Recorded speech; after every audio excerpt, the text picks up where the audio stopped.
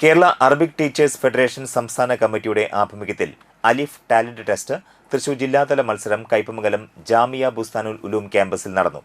ജില്ലയിലെ 12 ഉപജില്ലകളിൽ നിന്നായി LP, UP, HSS വിഭാഗങ്ങളിലായി ഉപജില്ലാ വിജയികളായ 88 പേർ പങ്കെടുത്തു. കയ്പമംഗലം ഗ്രാമപഞ്ചായത്ത് വൈസ് പ്രസിഡന്റ് KK സക്കറിയ ഉദ്ഘാടനം ചെയ്തു. ജില്ലാ പ്രസിഡന്റ് മുഹസിൻ പാടൂർ അധ്യക്ഷത വഹിച്ചു.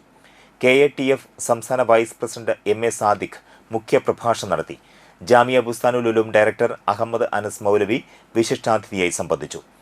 KATF സംസ്ഥാന vice president CP Muhammad Kutty സമ്മാനദാനം നിർവഹിച്ചു. College principal Amjad Solakhi, KATF ജില്ലാ ജനറൽ സെക്രട്ടറി അനസ് ബാബു, അലിഫ് ജില്ലാ convener Muhsin, BI MA Faisal master, KA Fazlul Rahman എന്നിവർ സംസാരിച്ചു.